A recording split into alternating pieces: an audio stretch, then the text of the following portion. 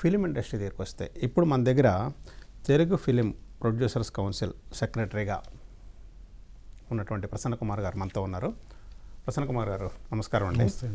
ఇప్పటివరకు మీరు చూశారు జర్నలిజానికి రామోజీరావు గారు చేసిన కృషి, తెలుగు జాతికి ఆయన ఇచ్చిన స్ఫూర్తి.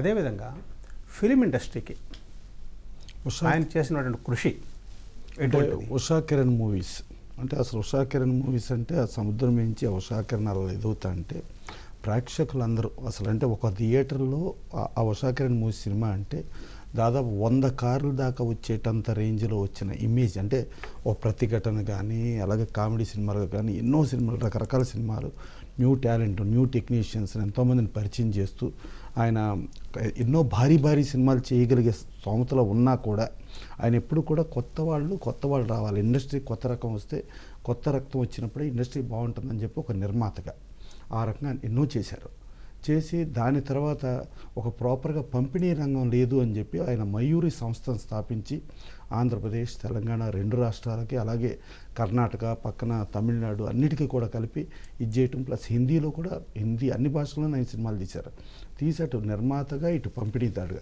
ఇది కాకుండా ప్రదర్శన రంగం, థియేటర్స్లో కొంచెం క్వాలిటీ తక్కువ థియేటర్స్ ఉంటే ఆ థియేటర్స్ని ఆయన తీసుకుని ఆయన క్వాలిటీ ఇచ్చేసి అప్డేటెడ్ టెక్నాలజీ అన్నీ పర్ఫెక్ట్గా చేసి ఆ థియేటర్స్ కూడా అందరికీ సౌలభ్యంగా, అంటే ఆయన థియేటర్స్ తీసుకుని అబ్నార్మల్ రెంట్స్ మార్జిన్ వేసుకుంటాం కాకుండా జస్ట్ నామినల్ వేసుకుని ఇండస్ట్రీకి అటు ఒక ప్రొడ్యూసర్గా, ఒక డిస్ట్రిబ్యూటర్గా, ఒక ఎగ్జిబిటర్గా అద్భుతమైన సేవలు అందించారు. దాని తర్వాత రామోజీ ఫిలిం సిటీలో ఒక చెట్టు కింద ఒక నొలక మంచం వేసుకుని ఆయన రామ్మోహన్ రావు కూర్చుని ఆ రోజుకి ఆ కొండలో గుట్టలో రాళ్ళు రప్పలు ఆ బేభత్సం ఉంటే దాన్ని మొత్తం పర్ఫెక్ట్గా చేసి ఒక అద్భుతమైన రామోజీ ఫిలిం సిటీ అనేది నిర్మించడం జరిగింది. ఆ రామోజీ ఫిలిం సిటీలో ఇవాళ తెలుగు, తమిళ, మలయాళ, కన్నడ, హిందీ, ఇంగ్లీష్ ఎన్నో భాషల సినిమాలు ఇవాళ ప్రపంచమే గర్వించదగ్గ స్టూడియోగా అది ఉండటం, ప్లస్ ఏమో హైదరాబాద్కి టూరిజంగా ఇవాళ రామోజీ ఫిలిం సిటీ ఉండటం. ఆయన ఆ రకంగా సినిమా ఇండస్ట్రీకి ఆయన ఎన్నో సేవలు చేశారు, ఎంతోమందికి మార్గదర్శనం. సరే, దాని తర్వాత ఈనాడు పేపర్ చూస్తాను. ఈనాడు పేపర్లో చిన్న సినిమాలకే సంక్షిప్త వార్తలు అని చిన్నగా వార్తలు రాసేవారు. వాళ్ళకు ఒక ఫోటో అది ఇది అని ఉండేది.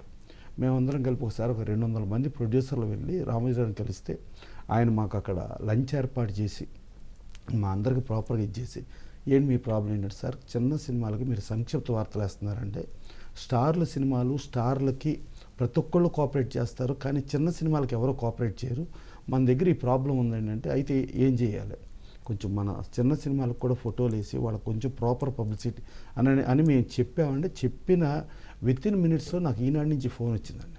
వచ్చి రామోజీరావు ఇన్స్ట్రక్షన్ ఇచ్చారండి, ఇక నుంచి చిన్న సినిమాలకి చాలా ప్రాధాన్యత ఇస్తామని చెప్పి అది.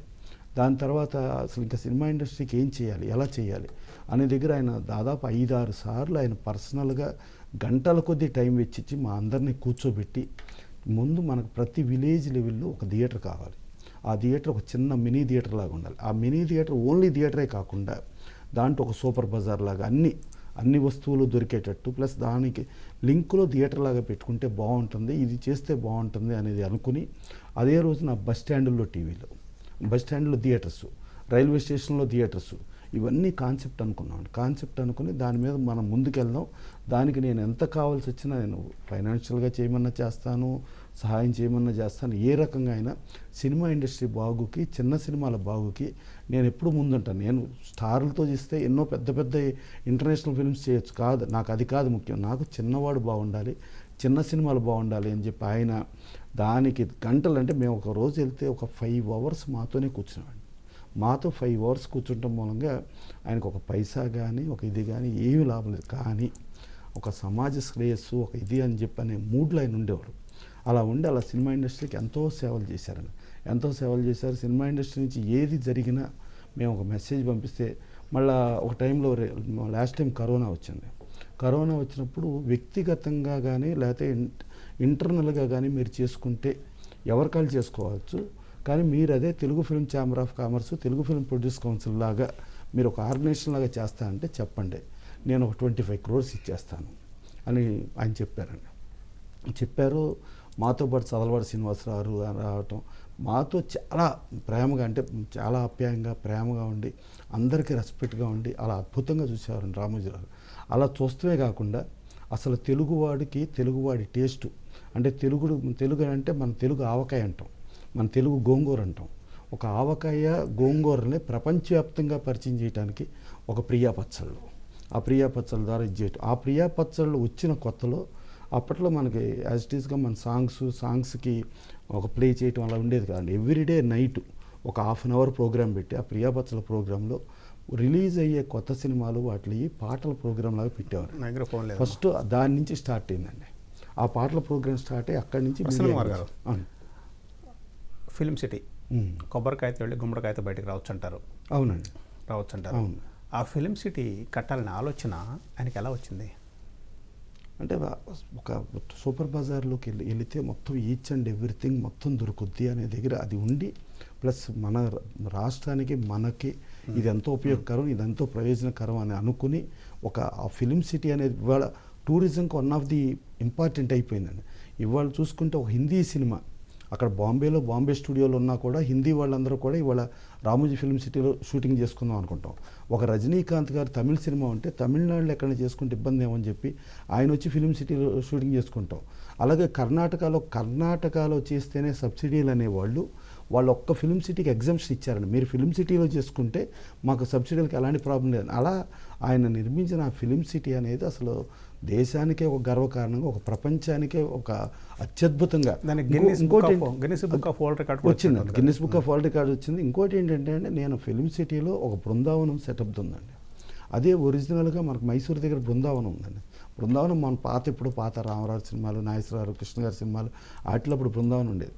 నేను బృందావనం ఒరిజినల్కి వెళ్ళి చూస్తే ఎంత చండాలంగా బృందావనం ఉందా, మన దగ్గర అద్భుతమైన రామోజీ ఫిల్మ్ సిటీలో ఒక అద్భుతమైన బృందావనం ఉందని.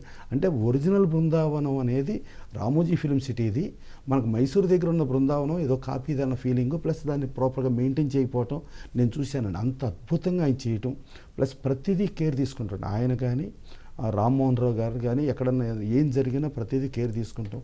వాళ్ళు చాలా అద్భుతంగా చేశారండి. అది మరోలేము.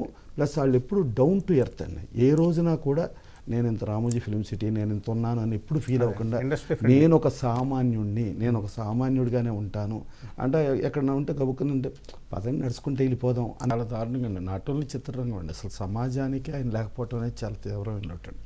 ఒక సామాన్యమైన రైతు కుటుంబంలో ఒక కృష్ణా జిల్లా అంటే ఏఎన్ఆర్ కాలేజీ ఉంటుంది. ఏఎన్ఆర్ కాలేజీ పక్కనే ఇమీడియట్ పెదపార్పూడి గ్రామం ఉంటుంది. పెదపార్పూడి, తరచనపార్పూడి, ఎల్మరాలు అంటే ఆ పెదపార్పూడి గ్రామంలో అక్కడ పుట్టి అక్కడి నుంచి వచ్చి ఇంత స్థాయికి అంటే ఈ రేంజ్కి మ్యాక్సిమం పీక్ ఎంతవరకు వెళ్ళాలన్నది ఆ పీక్ వెళ్ళిపోయిన రేంజ్లో రామోజీరావు వెళ్ళింది కూడా మళ్ళీ వేరేగా కాకుండా ఒక పర్ఫెక్ట్గా ఒక సిద్ధాంత రీత్యా కానీ, ఒక మంచి భావాల దృష్ట్యా కానీ, ఒక అభ్యుదయ భావాలుగా కానీ, లేకపోతే మన సమాజానికి ఉపయోగపడే జోనర్లో ప్రతిరోజు ఆయన ఆలోచించుకుంటాం. ప్లస్ ఆయన ఈనాడు పేపర్ కూడా డైలీ పేపర్ చూసి పేపర్లో ఏదైనా అక్షరాలు తప్పు ఉంటే ప్రూఫ్ రీడింగ్లో ఆయనే నోట్ చేసి ప్రూఫ్ రీడింగ్ ఇచ్చేయటం. అంత డే అండ్ నైట్ కష్టపడి ఆ పేపర్ని తీసుకొచ్చి తర్వాత మాకు శాటిలైట్ అప్పుడు ఏంటంటే అదేదో ఏమీ లేకుండా ఎక్కడ లేకుండా ఏదో టీవీలో ఏదో వచ్చేస్తుందంట, ఏంటిది అది అనుకుంటే అప్పుడు శాటిలైట్లో చాలా బిగినింగ్ నెంబర్ ఆఫ్ ఫిల్మ్స్ అండి. ఒక తెలుగు ఇండస్ట్రీకి సంబంధించిన బ్లాక్ అండ్ వైట్ సినిమాల కానించి ఆయన దగ్గర ఆయన కొనుక్కుని అది స్టోర్ చేసుకుని ఆ సినిమాలు ఇవాళ ఇండస్ట్రీకి భావితరాలకు ఉపయోగపడేట్టుగా ఆయన చేయటం. మళ్ళీ అలాగే ఓటీటీ రంగంలోకి ఇదవటం. ప్లస్ ఈటీవీలో కూడా మామూలుగా ప్రొడ్యూసర్ కౌన్సిల్ మేము ఒక half an hour slot ads చేసేవాళ్ళం. ఆ యాడ్స్ చేసేటప్పుడు వాళ్ళకి ఎంత డబ్బులు వచ్చినా కూడా వాళ్ళు దానికి కాకుండా చాలా సబ్సిడీ రేట్లో, చాలా తక్కువ రేట్లో మా యాడ్స్ వేస్తూ రన్ చేసేవారు. ఆ యాడ్స్లో చిన్న ప్రొడ్యూసర్స్కి ఎక్కువ కూడా ఉపయోగపడేది. సో అట్లా అభ్యుదయ వాళ్ళతో ఆయన ఏంటంటే ఇంకా వ్యాపారం, ఇంకా కోట్లు సంపాదించాలి, ఇంకేదో చేయాలి కాకుండా సామాన్యులకి, సగటు వాళ్ళకి, మధ్యతరగతికి ఏం చేయాలి, ఇబ్బందుల్లో ఉండాలకి ఏం చేయాలి అనే ఇదిలో మాత్రం ఆయన చాలా అద్భుతంగా ఉండేవారు. ప్లస్ ఆయన చైల్డ్హుడ్ నుంచి ఎవరెవరైతే ఆయనకి హెల్ప్ చేశారో, ఎవరెవరైతే ఆయనతో ఉన్నారో వాళ్ళందరినీ కానీ, వాళ్ళ వారసులను కానీ దాంట్లో ఉద్యోగాలు ఇవ్వటంగా కానీ, వాళ్ళకు ప్రధాన ప్రాతినిధ్యం కల్పించడం కానీ అన్నీ అద్భుతంగా చేసేవారు. అద్భుతంగా చేసి రెస్పెక్ట్, మళ్ళీ వాళ్ళు ఒక స్టాఫ్ అయినా కూడా స్టాఫ్కి చాలా గౌరవంగా ఇప్పుడు బాపినేడు గారు అని చెప్పాను, ప్రతి ఒక్కరిని కూడా ఒక రెస్పెక్ట్తో ఉండి ఒక అలా ఉండగలగటం అనేది ఎవరి వల్ల కాదండి. అంత సంస్కారం, ఆయన సంస్కారం అది చాలా గొప్ప సంస్కారం. ఒక ఆయన విచక్షణ, ఆయన లేని లోటు ఒక పత్రికా రంగానికే కాక సినీ రంగానికి కూడా అసలు సమాజానికి అంటే భారతదేశంలో జనరల్గా ఏంటంటే మనకి సినిమా ఇండస్ట్రీ పరంగా చూస్తే స్టార్లు తెలుస్తారండి. ప్రతి ఊరికి స్టార్ తెలుస్తాడు. అంటే పెద్ద పెద్ద స్టార్లు వెనకమాల పనిచేసిన టెక్నీషియన్ తెలవదండి.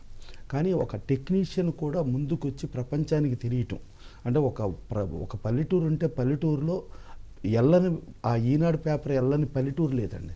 ఆ ఈనాడుతో పాటు సితారా పాటు విపుల, చతుర, మళ్ళీ బేసికల్లీ రైతే రాజు, ఆ రైతు అన్నదాత ఇలా తీసుకుంటా వచ్చి ప్రతిదీ సమాజానికి ఉపయోగపడేది. ప్రతి పల్లెటూరులోనూ అసలు పేపర్ అంటే ఏంటో తెలియదు, బుక్ అంటే ఏంటో తెలియదు. అలాంటిది ఎంటైర్ ఊరికి ఒక పేపరు ఒక బుక్గా వస్తే ప్రతి కుటుంబాన్ని ఎఫెక్ట్ చేశారు ఆయన. కాబట్టి ఇవాళ ఆయన లేని లోటు ప్రతి కుటుంబానికి కనబడుతుంది. ప్రతి కుటుంబంలో బాధపడుతూనే ఉన్నారు. మరలా అటువంటి వ్యక్తి ఎప్పుడు జన్మిస్తారో చూడాలి. ఆయన ఉన్న కాలంలో మనం ఉన్నాం కాబట్టి, మనం ఆయన్ని ప్రత్యక్షంగా చూసాం కాబట్టి, ఆయన శక్తి సామర్థ్యాలు చూసాం కాబట్టి మనం సంతోషంగా ఫీల్ ఆయన మనకు భౌతికంగా లేకపోయినానంటే ఆయన అనేది అసలు సూర్యచంద్రులు, భూమి ఆకాశాలు ఉన్నంత వరకు బతికి ఉన్నట్టే ఆ film city not only film city అండి. అంటే ఎలా ఉంటుందంటే ఆయన ఒక పల్లెటూరులో ఒక 1000-2000 పాపులేషన్ ఉండే ఊళ్ళో ఒక పేపర్, ఒక బుక్కు ఈ చూసుకుంటే అదే పేపరు అదే బుక్కు కనీసం 200-500 మంది ఒక చోట చేరి అది చదువుతూ ఉండేది. అవునండి, ఒక లైబ్రరీ ఉండేది. ఆ లైబ్రరీ దగ్గర ఒక పేపర్ వచ్చేది. ఆ ఊళ్ళో అందరూ అక్కడ కూర్చొని ఆ లైబ్రరీలో చదువుకుంటే ఆ పేపర్ చదువుకునేవాళ్ళు. అది చదువుకుంటాం. మళ్ళీ ఈవెన్ రామోజీ ఫిలిం సిటీలో అంత ఇప్పుడు కార్పొరేట్ ఆఫీస్ అంత ఇదిలో మేము వెళితే మాకు ఇచ్చే ఆయన మర్యాద చూసుకుంటే సామాన్యుడులాగా మర్యాదగా బిహేవ్ చేయడం ఎవరి వల్ల కాదండి. మీరు సమయం తీసుకొని ఇక్కడ దాకా వచ్చి మీ భావాలు మాతో పంచుకోవడం చాలా సంతోషం అండి. అంటే అది మీకు లోపము, మాకు లోపము, ఈ సమాజానికి అంటే ఆయన గురించి చెప్పటం ఒక పౌరుడిగా మన బాధ్యత అండి. ప్లస్ ఒక సినిమా వాడిగా సినిమాకి పీక్ చేశారు ఎవరన్నా అనుకుంటే సినిమాకి. అలాగే తెలుగు ప్రజలు రకరకాల ఇబ్బందుల్లో ఉంటే తెలుగు ప్రజలకు ఒక ఆశాజ్యోతిగా ఒక నందమూరి తారక రామారావు పార్టీ పెట్టి ఒక 9 నెలల్లో ఆ పార్టీ అధికారంలోకి తీసుకొచ్చి సామాన్యులకు ఎన్నో చేయటం. దానిలో ఎన్టీ రామారావుకి ఎంత ప్రధాన పాత్ర ఉందో దాని పక్కన రామోజీరావు పాత్ర ఉంది. దాంట్లో అసలు నిర్వాద అంశం అది. ఇప్పుడు మా సినిమా రిపోర్టర్ ఓంప్రకాష్ గారు ఉన్నారండి. ఓంప్రకాష్ గారు ఈ సినిమాకి సంబంధించి ఆయన లైన్లోకి వచ్చి చెప్తారు. ఈ లోపల ఒక వ్యక్తి ఇంత ప్రభావం ఇంత తక్కువ కాలంలో చూపించడం ఎట్లా సాధ్యం? అది అనితర సాధ్యం అండి. అసలు అది మామూలు అంటే అది ఆయన ఎంతసేపు ఏంటంటే పెరిగిన కొద్దీ ఒదిగి ఉండమని చెప్పి అంటారు చూసారా, దానికి ఏదైనా సామెతకి నిదర్శనం. అసలు ఆ సామెతను పక్కన పెట్టి రామోజీరావు లాగా ఉండండిరా అని అంటే అది మార్గదర్శనం అంతే అండి.